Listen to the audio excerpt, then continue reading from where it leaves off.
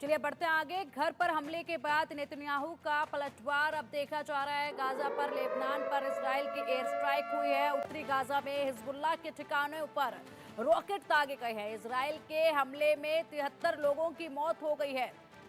तो देखिए, इजराइल के हमले में कल 70 का आंकड़ा बताया जा रहा था मौत का, लेकिन आज यह आंकड़ा 73 पहुंच गया है। 73 लोगों की मौत जो है वो बताई जा रही है। जिस तरीके से नेतन्याहू का ऊपर अटैक करने की कोशिश की गई थी, उसके बाद से लगातार यहां पर रॉकेट जो है वो दागे जा रहे हैं और करारा जवाब दिया जा रहा है। इजराइल ने दोहराया, हिजबुल्लाह का होगा सफाया।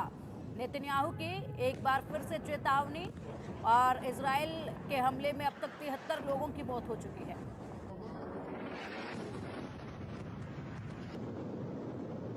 का प्रण अब होगा आखिरी रण।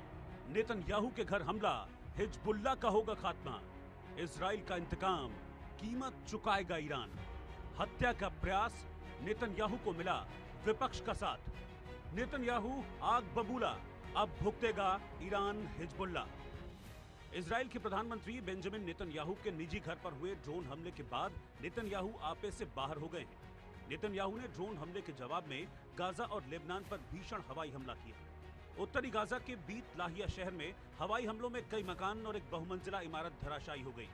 हमास मीडिया के मुताबिक इजराइल के हमले में कम से कम 73 लोगों की मौत हुई है। इजराइल के मुताबिक ये हमला बेहद सटीक और हमास के ठिकानों को निशाना बनाकर किया गया। अपने निजी घर पर लेबनान से हुए ड्रोन हमले के बाद बौखलाए नेतन्याहू ने दुश्मनों को अंजाम भुगतने की सीधी धमकी दी है। उन्होंने एक्स पोस्ट में लिखा, मुझे और मेरी पत्नी को मारने की कोशिश हिजबुल्लाह की बड़ी गलती है। इजराइल के नागरिकों को नुकसान पहुंचाने की कोशिश करने वालों को नतीजा भुगतना होगा। हमास नेता याह्या सिनवार की हत्या के बाद इजराइल के प्रधानमंत्री नेतन्याहू के घर को निशाना बनाया गया। आईडीएफ के मुताबिक लेबनान से इजराइल पर 3 ड्रोन दागे गए। इजरायली पीएम के घर पर हमला 70 किलोमीटर दूर से किया गया। हालांकि इजरायली फोर्स ने 2 ड्रोन को मार गिराया, लेकिन तीसरे ड्रोन को रोकने में विफल रहे। गनीमत थी कि हमले के वक्त नेतन्याहू और उनकी पत्नी घर पर मौजूद नहीं थे। इजराइल का डिफेंस सिस्टम तीसरे ड्रोन को रोकने में क्यों विफल हुआ, आईडीएफ इसकी जांच में जुटा है।